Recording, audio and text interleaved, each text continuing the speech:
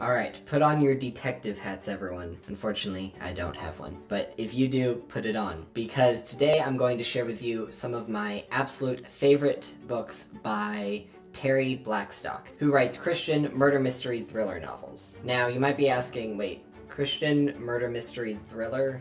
Is that a combination? Yes, it is. And it's a great combination that you should read right now. Seriously though, Terri Blackstock is a fantastic author who takes an engaging mystery and then weaves in fantastic, complex, and interesting characters with a dash of romance storyline. Combine all that with realistic portrayals of faith, dealing with biblical themes in the midst of all the mystery and thriller chaos. I love all of her books. I've loved them for years. And today I want to share with you my top 5, well, not books, series. I wouldn't be able to cut it down to just books, but I can do series because she's got a bunch of great series that all have great mystery plot lines with some action thrown in, faith, amazing characters. All of them have a sweet romance or two. So hopefully I've intrigued you because you do not want to miss out on these books.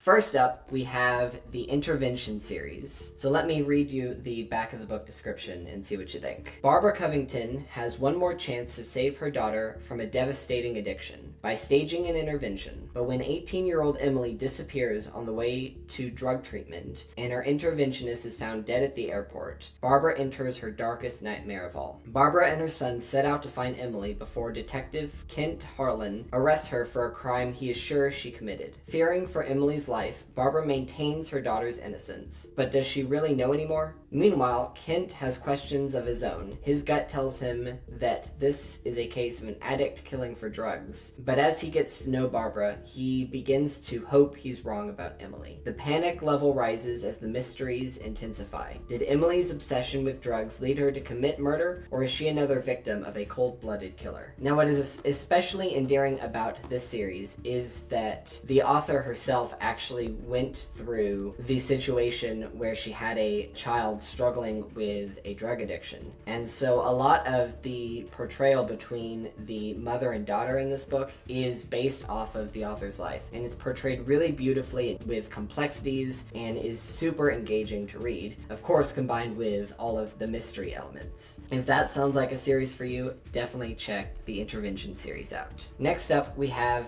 the Cape Refuge series, which is a mystery series set in this little town that follows these two sisters who are suddenly thrust into having to run this halfway house. Let's read the description. When the kindest couple in Cape Refuge is found murdered at their church, their daughter will have to find the killer before her own husband is convicted. Not too far off the Georgia coast lies a small island of Cape Refuge. Wade and Thelma Owens run a halfway house there that caters to wayward souls just out of prison. So when Wade and Thelma turn up brutally murdered, the town goes into shock, concerned that one of the Hanover House residents is a murderer who could strike again. When police discover the murder weapon belongs to the Owens' son-in-law Jonathan Cleary, he's arrested for murder. Shattered by her parents' death, Morgan Cleary struggles to keep Hanover House running while her husband sits in jail. Her sister Blair is no help. Blair wants no part of her parents' ministry or their faith. They've devoted themselves tirelessly to serving God, only to be brutally murdered. Why didn't God protect them? She wants to dump the ministry and sell the house until the determined search to find the true killer uncovers some startling family secrets. As the killer runs free, a lethal race against time ensues, with far more than the Hanover House at stake. So, of course, you have the mystery elements, but you also have the sibling dynamic between the two daughters, the why didn't God intervene, and one of the things I really love about the series is the setting. It's such a cute little town, but especially having it set at this halfway house makes for some really interesting themes and character dynamics, and of course is rich with lots of interesting suspects. One of my favorite things though about this series is that there's a lot of very vivid moments. So that is one thing that automatically elevates any book for me. If there is a very, very vivid moment that sticks with the reader somehow, whether it be because it's super creative or super emotional or super violent or super hilarious or whatever it might be, and it's just this perfect moment. The Cape Refuge series has plenty of these moments, and that is something that highly elevates it for me. But it is beat out by our next series, which in addition to having some vivid moments, ultimately just has a fantastic concept that is super engaging from beginning to end. And that is the If I Run series.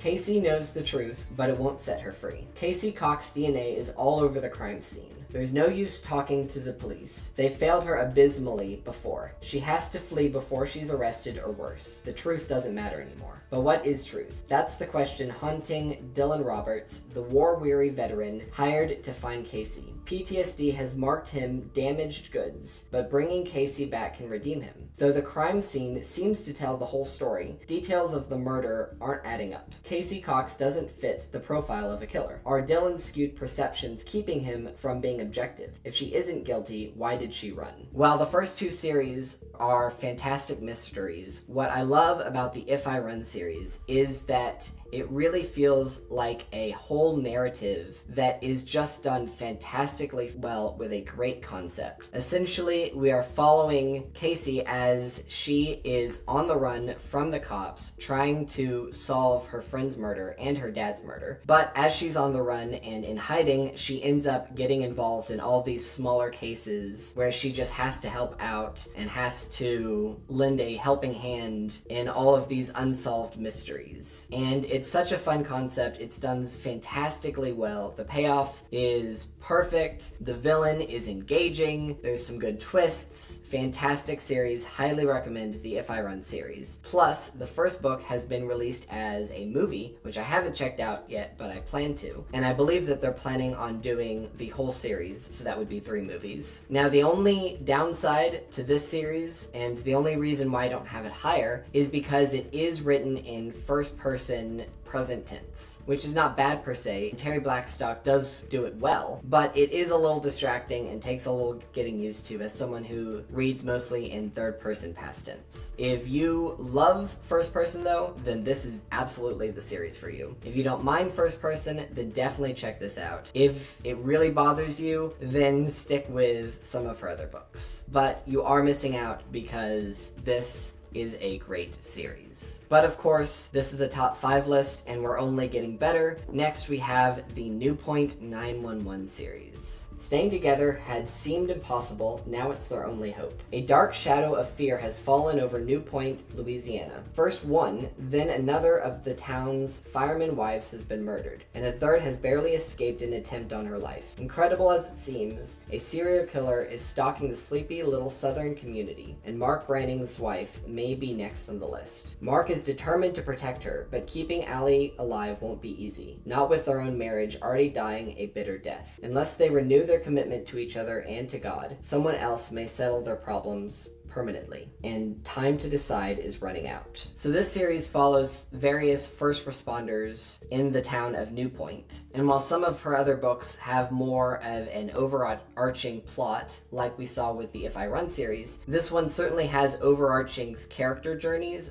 but the stories themselves are a little more self-contained, and they often follow different characters. So the first one is really following Mark and Allie. One of them follows one of the police officers, one of the other firemen, one of them follows a lawyer, but all of them are done exceptionally well. And while, as always, the faith themes and the mystery elements are always on point, what this series really excels at is its characters. Each of the characters are fantastic and engaging and really dynamic and fun. In particular, the pastor part-time fireman is written so beautifully well. He acts as this pastor who knows what is right but really has a lot of insecurity, and so he's trying to serve the community, but ultimately ends up being incredibly hard on himself. And he is just written so well. Plus, you have this older Louisiana grandma named Aunt Aggie, who is just absolutely hilarious. So fun, so sassy, so larger than life, but also very realistic. And there's one scene in particular where her niece is being accused of murder, and the lengths that this woman goes to protect her niece is hilarious. It happens very rarely where I'll have to stop reading because I'm laughing too hard, but there are a couple scenes in this book with Aunt Aggie that made me laugh very hard. So if you want great mystery, great character dynamics, great faith elements, some sweet romance storylines, and more, then check out the new .911 series. Finally, that leads us to our number one, my absolute favorite series by Terri Blackstock, and that is the Restoration series. Now, don't let the rather boring series name dissuade you, because everything that I mentioned about the other books, this one does even better. There's so many vivid, memorable moments. The characters are incredible and engaging and rich. The themes are so beautiful. Okay, y'all. Book 4, I'm bawling.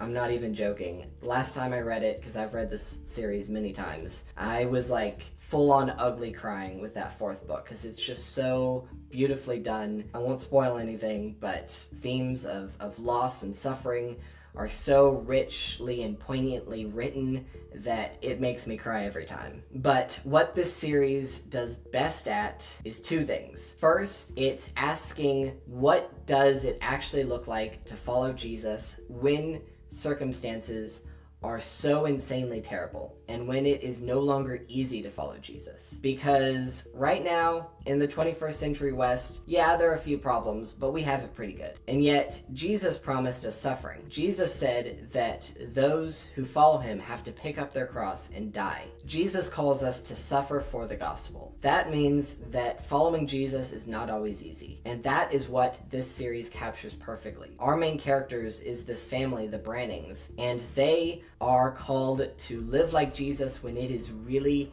really, really difficult. So let's get into what is the best thing about this series, and that is its concept. While her other books are a bit more standard in terms of contemporary fiction set in a little town usually, this series is a little more high concept, where it's set in the real world, but because of EMP pulses, all of the technology in the world is suddenly gone. Our characters have to grapple with that and figure out how to survive, while also dealing with a murder mystery. So let me read you the description. Today, the world as you know it will end. No need to turn off the lights.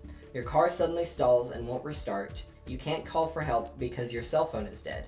Everyone around you is having the same problem, and that's just the tip of the iceberg. Your city is in a complete blackout, communication is cut off, hospital equipment won't operate, and airplanes are falling from the sky. Is it a terrorist attack or something far worse? In the face of a crisis that sweeps an entire high-tech planet back to the age before electricity, Denny Branning's career ambitions have vanished. She's not about to let her dream of marriage go as well, but keeping it alive will require extraordinary measures. Yesterday's world is gone. All Denny and her family have left is each other and their neighbors. Their little community will either stand or fall together, but they're only beginning to realize it, and trust doesn't come easily, particularly when one of them is a killer. Fair.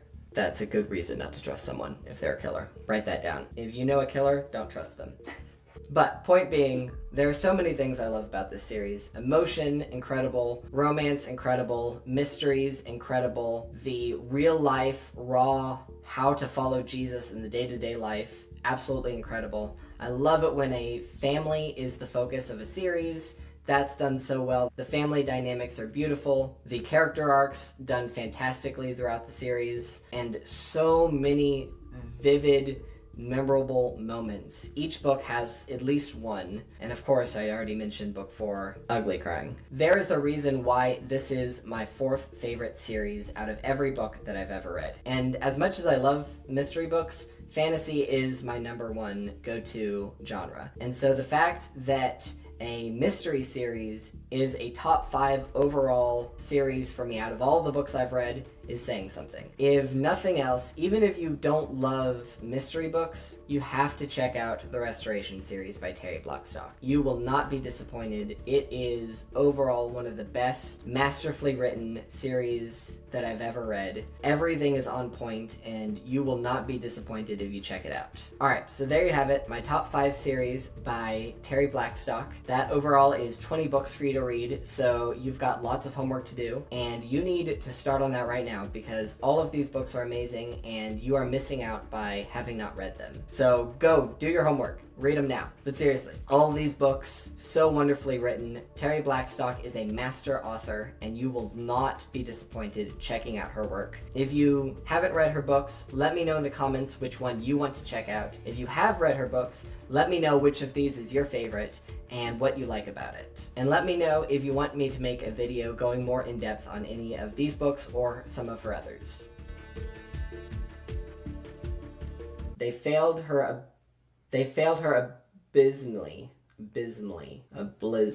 abysmally.